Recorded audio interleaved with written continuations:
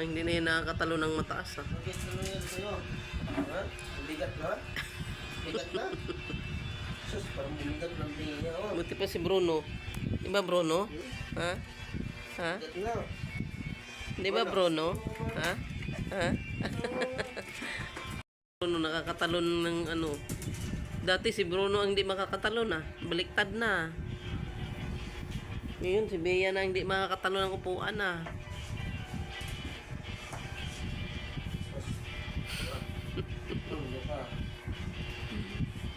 Ang duha dapat yung pangligo yan.